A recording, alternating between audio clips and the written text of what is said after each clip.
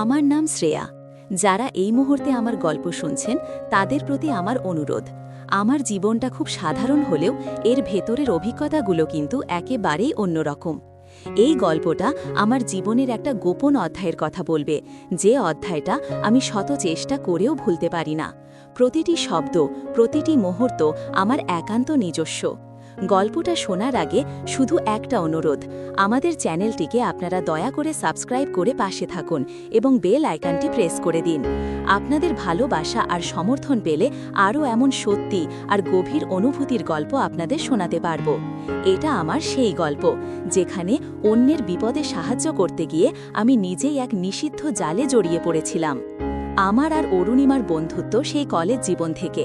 ও ছিল আমার প্রাণের বন্ধু, আর ওর স্বামী আকাশদা আমার স্বামীর রাজেশেরও খুব ভালো পরিচিত। আমরা ছিলাম যেন এক ছাদের নিচে চারজন সুখী মানুষ। ছুটির দিনে একসাথে ঘোরা, রাতে ডিনার, সব কিছুতেই একটা আনন্দের রেশ লেগে থাকত। আমার আর রাজেশের বিয়ে হয়েছে বছর 10 হয়ে গেল। রাজেশ খুব ভালো মানুষ, নিজের ব্যবসা নিয়ে প্রচণ্ড ব্যস্ত, সারা দিন কাজ আর কাজ। ওর জীবনে অন্য কিছু নিয়ে ভাবার সময় কম। আমিও অভ্যস্ত হয়ে গেছিলাম। আমাদের সম্পর্কটা ছিল শান্তির, তবে সময়ের সাথে সাথে ওর মধ্যে সেই উত্তেজনা বা গভীর আকর্ষণ হয়তো একটু কমেই গিয়েছিল। অরুণিমা আর আকাশদার সম্পর্কটা ছিল অন্যরকম। ঝগড়া, মান অভিমান, আবার গভীর প্রেম, সব মিলিয়ে একটা বাঁধা ধরা সম্পর্ক। আকাশদা একটা প্রাইভেট কোম্পানিতে বেশ ভালো পদে চাকরি করত, হাসি খুশি, রসিক আর সব সময় মন খোলা। অরুণিমা ছিল একটু চঞ্চল, আবেগপ্রবণ। মাস 2 আগের কথা, আকাশদা হঠাৎ করেই একটা বিরাট বিপদে পড়ল। অর্থনৈতিক নয়, বরং বলা যায় চাকরির ক্ষেত্রে একটা বড়সড় আইনি জটিলতা। মিথ্যা অভিযোগে ওকে সাসপেন্ড করা হলো, আর বিষয়টা এত দূর গড়ালো যে পুলিশি ঝামেলাও শুরু হলো। অরুণিমা তো ভেঙে পড়ল একেবারে। সারাদিন কান্নাকাটি, খাওয়া নেই, ঘুম নেই। রাজেশ খবরটা শুনেই কাজে নেমে পড়ল। যেহেতু সে একজন ভালো ব্যবসায়ী, তার অনেক চেনা জানা মানুষ ছিল। সে উকিল ঠিক করা, পুলিশের সাথে কথা বলা, সব দিকটা সামলাতে শুরু করল। আর আমি অরুণিমার পাশে থাকতে শুরু করলাম। ওর বাড়ি যাওয়া, ওকে সান্ত্বনা দেওয়া, সময় মতো খাবার খাওয়ানো। বিপদের সময় মানুষটা যখন সবার থেকে দূরে চলে যায়, তখন বন্ধু হিসাবে আমাদের দায়িত্ব আরও বেড়ে যায়, তাই না? আমি সেই দায়িত্বটাই পালন করছিলাম। রাজেশ যখন অফিসের কাজ আর আকাশদার আইনি দিকটা দেখত, তখন অরুণিমা আর আমি মিলে আকাশদার খোঁজ খবর নিতাম। প্রাথমিক ঝামেলা মিটে যাওয়ার পর আকাশদাকে কিছুদিনের জন্য একটা নিরাপদ জায়গায় থাকতে হলো, যেখানে তার সাথে বাইরের মানুষের যোগাযোগ কম থাকবে। এটাই আইনি পরামর্শ ছিল। একদিন অরুণিমা যেতে পারল না, ওর শরীরটা খুব খারাপ লাগছিল। অরুণিমা আমাকে অনুরোধ করল, শ্রেয়া, তুই একটু আকাশদার সাথে দেখা করে আয় প্লিজ, খাবারটা দিয়ে আসবি আর দেখবি ও ঠিক আছে কিনা। আমার একা যেতে ইচ্ছে করছে না আজ। আমি রাজি হলাম। আমার স্বামীর বন্ধুর বিপদে পাশে দাঁড়ানো আমার কর্তব্য। সেই দিনটাই ছিল আমার আর আকাশদার সম্পর্কের প্রথম ভুল ইশারা। আকাশদা যেখানে ছিল সেটা ছিল শহরের একটু দূরে একটা ছোট্ট গেস্ট হাউস, একটা শান্ত নিরবিলি জায়গা। আমি যখন পৌঁছলাম তখন সন্ধে নেমেছে। আকাশদা আমাকে দেখে যেন একটু অবাক হলো, আবার একটা স্বস্তির নিঃশ্বাসও ফেলল। শ্রেয়া, তুই এসেছিস? অরুণিমা কই? না আকাশদা, ওর শরীরটা ভালো না, তাই আসতে পারিনি। আমি খাবার আর কিছু দরকারি জিনিস এনেছি। ও যেন কেমন মন মরা হয়ে বসেছিল, চোখে একটা গভীর শূন্যতা। আমি খাবারটা টেবিলে রেখে ওর সামনে বসলাম। তুমি এভাবে ভেঙে পড়ো না আকাশদা, রাজেশ তো সব দেখছে, দেখবে সব ঠিক হয়ে যাবে। সেদিন আকাশদা যা বলল তা শুনে আমার ভেতরে কোথাও যেন একটা দাগ কাটল। শ্রেয়া, তুই শুধু মুখেই বলছিস না, তোর চোখেও একটা ভরসা দেখতে পাচ্ছি। অরুণিমা খুব ভালোবাসে, কিন্তু এই বিপদটাও সহ্য করতে পারছে না। সারাক্ষণ কাঁদে আর দুশ্চিন্তা করে। কিন্তু তুই এত শান্ত আর ভরসা দিতে পারিস, এটা আমার বিশ্বাসই হচ্ছিল না। আমি শুধু মৃদু হাসলাম। ও হঠাৎ আমার দিকে একটু ঝুঁকে এলো, ওর চোখ দুটো সরাসরি আমার চোখে।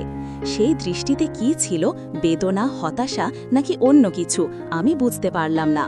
জানিস শ্রেয়া, এই মুহূর্তে আমার পাশে যদি কেউ শক্ত হয়ে থাকে, সে তুই, অরুণিমা নয়। এই কথাগুলো আমার মনে ভীষণভাবে আঘাত করল। এক বন্ধুর স্বামীর কাছ থেকে এমন প্রশংসা, সেটা আমার কাছে ছিল অপ্রত্যাশিত। আমার ভেতরে একটা অজানা উত্তেজনা সৃষ্টি হলো। মনে হচ্ছিল যেন কেউ আমার ভেতরে সেই শূন্য জায়গাটা পূরণ করার চেষ্টা করছে, যেখানটা রাজেশ তার ব্যস্ততার কারণে পূরণ করতে পারেনি। আমি সেদিন বেশি কথা না বলে চলে এসেছিলাম, কিন্তু গাড়িতে ফিরতে ফিরতে শুধু ওর গভীর শূন্য চোখ দুটোর কথা মনে পড়ছিল। এর পরের এক সপ্তাহ আমি একাই আকাশদার কাছে যেতাম। অরুণিমা অসুস্থতার জন্য যেতে পারছিল না, আর রাজেশ দিনে একবার ফোন করে খোঁজ নিত। আমার আর আকাশদার মধ্যে একটা অদ্ভুত নৈকট্য তৈরি হলো। গেস্ট হাউসের ওই একটা রুমে আমরা ঘন্টার পর ঘন্টা বসে থাকতাম। কখনো ওর সমস্যার কথা শুনতাম, কখনো ওর ফেলে আসা দিনগুলোর কথা। একদিন আমি ওর জন্য কফি বানাচ্ছিলাম। আকাশদা হঠাৎ পেছন থেকে এসে বলল, শ্রেয়া, তুই আমার জন্য এত করছিস, কিভাবে ধন্যবাদ দেব বুঝতে পারছি না। আমি ঘুরে ওর দিকে তাকালাম। দুজনের মধ্যে দূরত্ব তখন খুবই কম। ওর নিঃশ্বাস যেন আমার কানের কাছে এসে লাগছিল। একটা অচেনা সুবাস আর উত্তাপ আমাকে চারপাশ থেকে গ্রাস করছিল। ধন্যবাদ দিতে হবে না আকাশদা, আমরা তো বন্ধু। ও কিছু বলল না, শুধু আমার দিকে এক দৃষ্টিতে তাকিয়ে থাকল। ওর চোখের ভাষা যেন এক নিমিষে পাল্টে গেল। সেই চোখে আর শূন্যতা ছিল না, ছিল এক ধরনের আবেগ যা আমার বুকের ভেতরের স্পন্দন হঠাৎ করে বাড়িয়ে দিল। আমার মাথা কাজ করছিল না, মনে হচ্ছিল যেন আমার শরীরের ভেতরের রক্ত যেন টকবক করে ফুটছে। আমার সমস্ত শরীরে এক অন্যরকম শিহরণ খেলে গেল। আমরা প্রায় 1 মিনিট ধরে একে অপরের চোখের দিকে তাকিয়েছিলাম। সেই নীরবতা ছিল হাজার শব্দের চেয়েও বেশি গভীর। সেই নীরবতা যেন স্পষ্ট জানিয়ে দিচ্ছিল আমরা দুজন আর শুধু বন্ধুর স্ত্রী নই। আমাদের দুজনের মনেই অন্য এক টান তৈরি হচ্ছে। হঠাৎ আকাশদার হাতটা আলতো করে আমার কাঁধে এসে পড়ল। এই স্পর্শটা ছিল সম্পূর্ণ অনাকাঙ্ক্ষিত। আমার মনে হলো একটা বিদ্যুতের ঝটকা আমার শরীর দিয়ে বয়ে গেল। আমি চোখ নামিয়ে নিলাম, কিন্তু মনটা চাইছিল এই স্পর্শটা যেন আরও কিছুক্ষণ থাকুক। শ্রেয়া, তোর হাতটা একটু দে। আকাশদার কণ্ঠস্বর হঠাৎ যেন একটু ভারী হয়ে এলো। আমি দ্বিধা করলাম না, মনে হচ্ছিল যেন আমার এই হাতটা ওর জন্য অনেকক্ষণ অপেক্ষা করছিল। আমি নিজের হাতটা বাড়িয়ে দিলাম। আকাশদা আমার হাতটা আলতো করে ধরল, তারপর ওর হাতের তালু দিয়ে সেটা চেপে ধরল। সেই চাপটা ছিল আশ্বাস আর ভরসার, আবার যেন তার চেয়েও বেশি কিছু। এই বিপদটা কেটে গেলে তোকে কি দেব শ্রেয়া? আমি বললাম, সব ঠিক হয়ে গেলেই আমি খুশি আকাশদা। কিন্তু মনে মনে আমি জানতাম আমি আর শুধু খুশির জন্য অপেক্ষা করছিলাম না, আমি অপেক্ষা করছিলাম ওর এই স্পর্শের জন্য। এই ঘটনার পর আমাদের দেখা সাক্ষাৎ নিয়মিত হতে লাগলো। অরুণিমা তখনও শরীর আর মনের দিক থেকে দুর্বল, অন্যদিকে রাজেশও ব্যস্ত। ফলে আকাশদার কাছে যাওয়ার অজুহাতটা আমার জন্য খুব সহজ ছিল। আমরা দুজনেই বুঝতে পারছিলাম আমাদের সম্পর্কটা একটা নিষিদ্ধ দিকে মোড় নিচ্ছে। এর কোনো সামাজিক মর্যাদা নেই, আমরা দুজনেই বিবাহিত। কিন্তু এই গোপন আকর্ষণ, এই গভীর সহানুভূতি সব যেন আমাদের বিবেককে গ্রাস করে নিচ্ছিল। একদিন বিকেলে আকাশদা ফোন করল। ওর গলার স্বর শুনে মনে হলো ও খুব একা আর মন খারাপ করে আছে। শ্রেয়া, আজকে একবার আসতে পারিস? আমার মাথাটা খুব ধরেছে, আর কেউ নেই পাশে। আমি জানতাম এটা শুধু মাথা ব্যথার অজুহাত। আমি জানতাম ও আসলে আমার উপস্থিতিটা চাইছে। আমি সব ভুলে গেলাম আমার বাড়ি, আমার স্বামী, আমার দায়িত্ব। মনে হলো এই মুহূর্তে ওর পাশে থাকাটাই আমার একমাত্র কর্তব্য। আমি গেলাম। গেস্ট হাউসে তখন আর কেউ ছিল না, একটা অদ্ভুত নিস্তব্ধতা। আমি ঘরে ঢুকতেই আকাশদা আমাকে দেখে উঠে এলো। ওর চোখ দুটো ছলছল করছিল। ও কোনো কথা না বলে আমাকে কাছে টেনে নিল। এই প্রথম আমার ভেতরে যে আগুনটা এতদিন ধরে তুষের আগুনের মতো জ্বলছিল, সেটা যেন হঠাৎ দাও দাও করে জ্বলে উঠল। আমার নিজেকে সামলানোর কোনো ক্ষমতা ছিল না। আমার মনে হলো আমি যেন বহু বছর ধরে এই মুহূর্তের জন্যই অপেক্ষা করছিলাম। শ্রেয়া, তোর এই ভরসাটা? ও ফিস করে বলল। ও আমাকে সজোরে ওর বুকের সাথে চেপে ধরল। ওর শরীরের উষ্ণতা আমার শরীরে সরিয়ে পড়ল।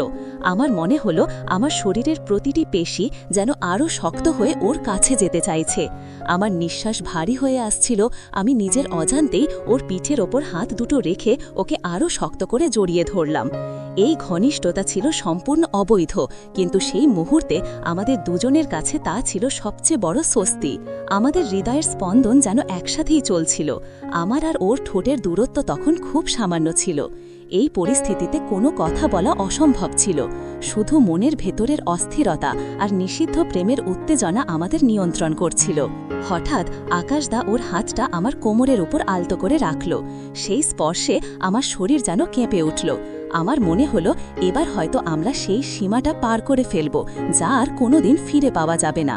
কিন্তু পরক্ষণেই আমার ভেতরে থাকা শ্রেয়াটা যেন জেগে উঠল।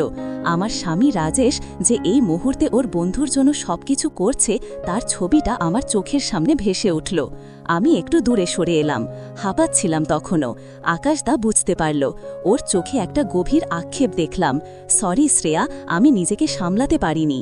আমি বললাম, আর না আকাশদা, প্লিজ, এটা ভুল। আমি জানতাম আমি মিথ্যে বলছি, এই ভুলটা আমার ভালো লাগছিল, কিন্তু এই মুহূর্তে ভুল বলেই নিজেকে আটকাতে হলো, কারণ এই সম্পর্কের কোনো সামাজিক মর্যাদা নেই, পরিণতি নেই। এর পরের দিনগুলোতে আমরা দুজনেই একটু দূরত্ব বজায় রাখলাম, ফোনের কথা কম, গেস্ট হাউসেও যাওয়া বন্ধ করলাম। আমি অরুণিমাকে আবার আকাশদার কাছে পাঠাতে শুরু করলাম।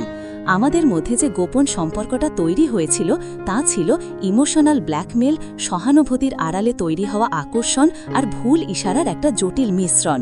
আমি জানতাম এই সম্পর্কটা বিপদের সময় তৈরি হয়েছে, বিপদ কেটে গেলে এর কোনো অস্তিত্ব থাকবে।